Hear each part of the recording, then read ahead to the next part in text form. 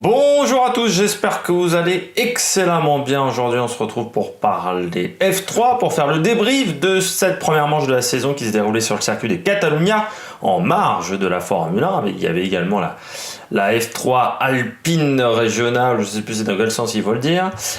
N'hésitez pas, on fera bien entendu bilan des bleus top flop comme vous en avez l'habitude, même si le format des week-ends a un petit peu changé. N'hésitez pas à vous abonner à la chaîne, n'hésitez pas à réagir dans les commentaires, dire quel pilote vous a plu, quel pilote vous a déçu. N'hésitez pas à partager cette vidéo si vous pensez qu'elle peut intéresser votre entourage. Et n'hésitez pas à mettre un pouce bleu. L'affichage va être assez limité pour des raisons que déjà je n'ai pas le temps avec le Giro et on se retrouve en plus à avoir plein de courses dans tous les sens et je veux que la vidéo soit pas trop longue pour pas être trop bordélique. Voilà. On commence donc du côté des Bleus avec Clément Novalak. Clément Novalak qui je pense est le Français qui a fait le meilleur week-end, lui qui est un redoublant. Pas trop utilisé ce terme-là, mais qui fait sa deuxième saison, voilà, qui n'est pas un débutant dans la catégorie. L'année dernière, il était chez Carlin, lui qui a désormais la nationalité française, parce qu'avant j'appelais ça le bilan des francophones, vu que je mettais déjà Clément Novalak. Deuxième de la course 1, quatrième de la course 4, de la course 2, pardon. Vous avez toutes ces informations là à l'écran au niveau des résultats des différentes courses. Je vous ai pas mis les qualifications parce que de toute manière avec le nouveau format de course et qualifications le samedi n'ont plus aucun intérêt et même le dimanche vu qu'on peut se dépasser dans tous les sens avec ces voitures là, ça a très peu d'intérêt.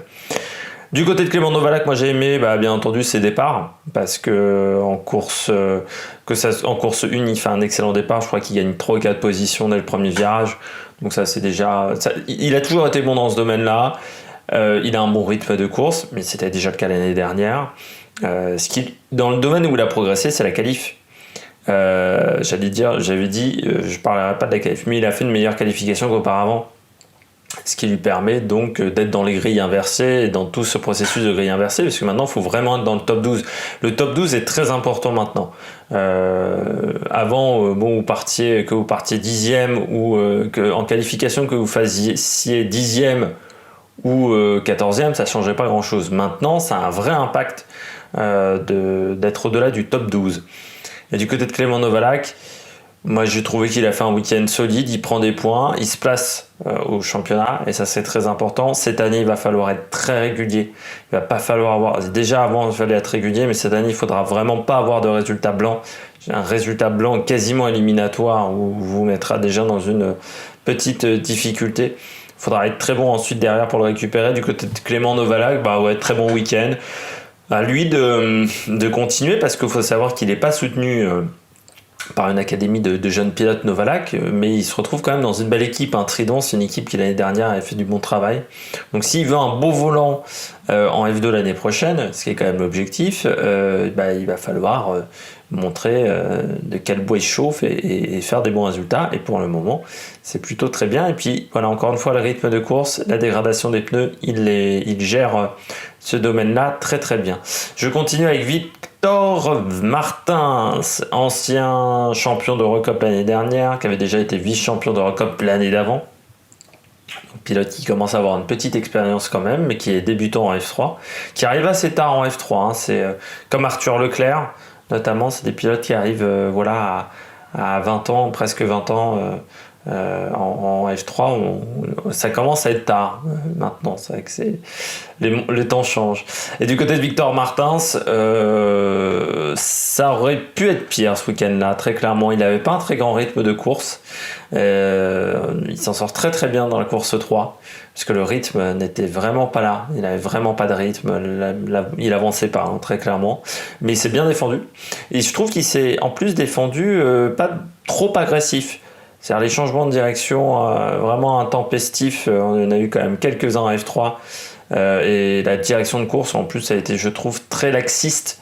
Et après, il ne faut pas se demander pourquoi il y a des mecs comme Mazepin qui arrivent jusqu'en Formule 1, parce que quand la direction de course est très laxiste en F3, en F2, alors qu'elle devrait être très sévère dans ces catégories-là, pour faire respecter les règles de changement de place dans les zones de freinage, il faudrait être très sévère, je trouve, en F3, en F2, pour leur rappeler que ça ne doit pas se faire. Parce qu'ensuite, beaucoup de pilotes arrivent en F1 avec un pilotage très agressif, Et on se retrouve parfois à avoir des petites catastrophes sur les premières courses de F1 avec des pilotes qui en font un petit peu qu'à leur tête.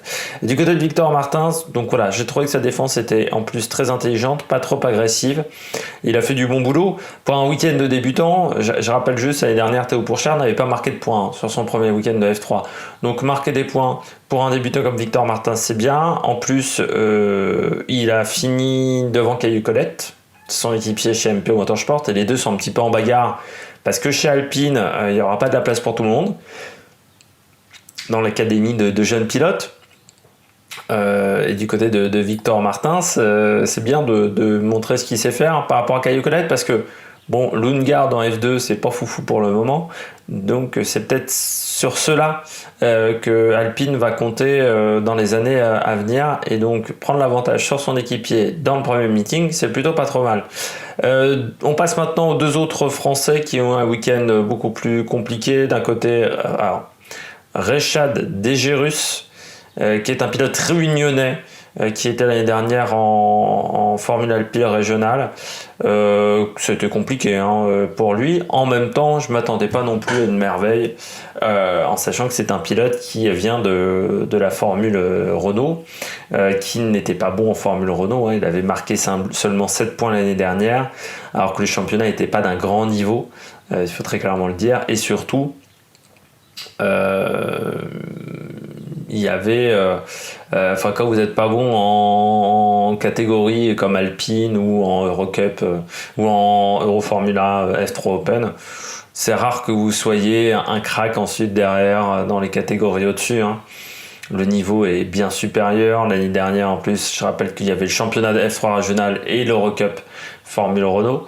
Les deux étaient divisés, donc le niveau était moins bon dans chacune des deux catégories. Et là, il y a un vrai step en avant quand vous passez dans cette catégorie-là. Regardez avec Victor Martins. Et donc, je ne comprends pas pourquoi des pilotes comme ça s'entêtent, parce qu'ils ont des moyens ou des sponsors, à monter de niveau en niveau, alors qu'ils n'arrivent pas à remplir déjà les objectifs dans le niveau dans lequel ils étaient. Donc si tu tentes de passer au niveau au-dessus alors que tu n'as pas déjà rempli des objectifs à minima de résultats dans la catégorie inférieure, c'est quasiment impossible d'avoir des très très bons résultats. Alors il y a des cas comme Verstappen, c'est vrai que Verstappen en F3 par exemple, c'était pas fou. Il s'était fait battre par Ocon, il avait une saison très irrégulière. Mais Verstappen à l'époque avait 15 ans. Ça s'est vu quand même en Formule 1 aussi sur ses premiers mois où ça avait été assez compliqué chez Toro Rosso sur les premières courses. Bah oui, parce que y a un temps d'apprentissage et surtout on ne devient pas bon du jour au lendemain. Alors chez Verstappen, on savait qu'il y avait la pointe de vitesse, c'était un problème de régularité. Chez Rechad Degerus, je crois que ça se dit comme ça, c'est un petit peu plus. Je suis un peu moins convaincu quand même. Et puis Pierre-Louis Chauvet, un peu surprenant, un week-end très compliqué pour Pierre-Louis, qui pourtant arrive de la F3 où il a joué le titre jusqu'au bout face à Daruvala qui est en F2. Mais du côté de Pierre-Louis, là en F3, c'était un premier week-end très difficile. Pourtant c'est un pilote qui est marqué comme rookie, mais qui a déjà fait quelques courses l'année dernière, dont Monza, où il avait marqué des points, notamment à Monza. Donc, un peu déçu, parce que déjà, j'étais assez surpris qu'il se retrouve chez Janzer Motorsport, parce que c'est un pilote qui, pour moi, quand tu es champion de F3 Asia, vice-champion derrière Daruvala, c'est que tu n'es quand même pas un branquignol. Donc, j'ai été assez surpris qu'il se retrouve chez Janzer, quand même l'une des plus mauvaises équipes du plateau. Et puis même, là, il est derrière ses équipiers. Donc, il va falloir se réveiller pour Pierre-Louis Chauvet. Vraiment, parce qu'il y a des mecs comme ça qui ont fait des belles compétitions des fois, comme Max Futrell. Et puis aujourd'hui, Max Futrell, il a complètement disparu, puisqu'il a été... il n'avait pas réussi à faire... il a enchaîné 2, 3, 4, 5 mauvais résultats. Et Max Futrell, à la porte. Donc, j'espère que ça n'arrivera pas à Pierre-Louis Chauvet, mais il va falloir améliorer les résultats. On passe à Denis Auger. Moi je l'ai mis au top parce qu'il gagne quand même la course principale, parce qu'il se retrouve en tête du championnat. Après, j'ai lu Auto Hebdo, un article d'Auto Hebdo qui résume le week-end de F3. J'irais pas jusqu'à dire ils ont dit que c'était l'homme du week-end qui avait totalement dominé le week-end. Je serais un peu plus calme avec Denis Auger. Il a fait un bon week-end. malgré tout, il a quand même pas marqué de points en course 2. Alors certes, course 2 qui a été assez chaotique, on va pas se mentir. La deuxième course du meeting, on en a eu un petit peu de partout. Mais du côté de Denis Auger, bon, il faudra quand même améliorer le rythme. Je rappelle que Denis Auger est soutenu par l'académie Red Bull. L'année dernière, Auger était chez Hightech. Ça s'est pas très bien passé chez Hightech pour Denis Auger. C'est vrai que ça avait été avec Vesti peut-être les 2 déceptions de la saison, parce que lui, il avait été champion de F3 régional en 2019 et de F4. Je crois qu'il a F4 italienne également. Oui. Non, parce que lui il était 3ème du championnat d'F3 régional, Auger. Voilà, c'est Vesti qui avait remporté le championnat d'F3 régional. Mais il s'en était très bien sorti dans ces catégories-là. Et puis quand il est arrivé en F3, vraiment, ça a été beaucoup plus compliqué que par exemple pour Pourchaire ou pour Piastri aussi quand il est arrivé. Voilà, il a eu beaucoup de mal à s'en sortir. De la F3 régionale, qui est pourtant une formule qui ressemble énormément à la F3 championnat du monde, on va dire. Donc du côté d'Auger, c'était assez compliqué. Là, ça va mieux. Il fait les essais vraiment parfaits, il fait une très bonne qualification, il gagne la course 3, mais il n'a pas dominé le week-end non plus. Il y aura des choses à retravailler pour Denis Auger.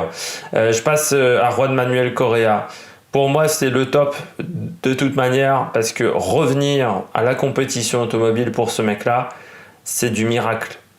C'est du miracle d'un point de vue physique et d'un point de vue mental. D'un point de vue... alors pour ceux qui ne sauraient pas, Juan Manuel Correa était en F2 en 2019. Il a percuté la voiture d'Antoine Hubert lors du fameux choc à Spa qui causa la mort à Antoine Hubert. Lui, il s'est retrouvé dans un état catastrophique. Je crois qu'il fait quasiment 2 mois de coma. Avec des blessures aux jambes énormes, notamment aux chevilles, mais tibia péroné, c'était pas dans un très bel état non plus du côté de Correa. Et puis mentalement aussi, c'est très compliqué. Déjà quand vous êtes dans le coma et quand vous avez ce type de blessure, mais en plus lui, on peut dire qu'il a vu la mort de près, Juan Manuel Correa, et puis je pense qu'il doit s'en vouloir de cet accident, même si voilà, il y a eu le texte de la FIA, mais voilà, ça doit être dur pour lui mentalement de vivre avec ça. Il remet les fesses dans une voiture, je rappelle, c'est 683 jours, je crois, depuis sa dernière journée de compétition, et il arrive quand même à marquer des points en course 2, et ça c'est vraiment bien. Il n'a pas eu peur dans le peloton. Alors il manque un petit peu de rythme, mais je rappelle aussi que lui il connaissait pas la F3, il doit s'adapter aussi à l'univers ART qui n'est pas forcément l'univers le plus facile, mais c'est déjà un miracle qu'il soit là, c'est déjà un miracle, vu dans l'état physique dans lequel il était, dans l'état mental. Ouais, il a vécu quand même des mois et des semaines très compliquées, et là de s'en sortir, chapeau. Je passe au flop, je commence avec 2 flops. Je vais commencer par Logan Sargent, c'est un micro-flop Logan Sargent.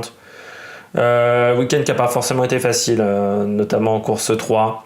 La qualif n'était pas exceptionnelle non plus pour Sargent. Logan Sargent, c'est quand même une énigme. Alors j'ai pas suivi le dossier. Si certains ont suivi le dossier peut-être de manière un peu plus attentive que moi, ils auront peut-être la réponse. Mais Logan Sargent, pourquoi il est encore en F3 ?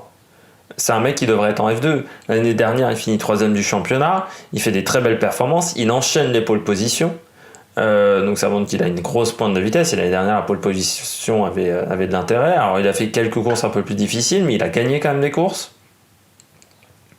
Il a été très régulier dans le championnat aussi, Logan Sargent, bien plus que ses équipiers chez Prema.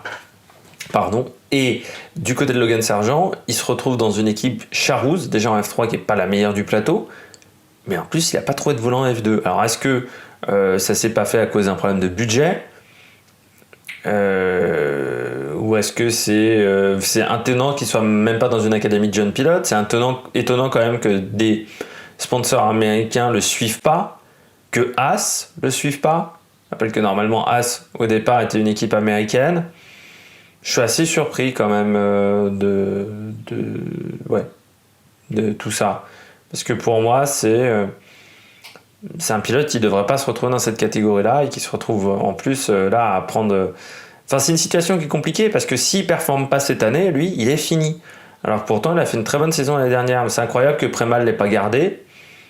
Qu'il n'y ait pas des équipes de F2 qui se soient mobilisées pour lui. Et quand je vois Logan Sargent, je me dis que c'est là où on s'aperçoit que la F3, la F2 aujourd'hui, il va falloir vraiment baisser les budgets parce que c'est pas normal d'avoir des budgets aussi élevés et que des pilotes comme Sargent ne puissent pas continuer dans ces catégories-là.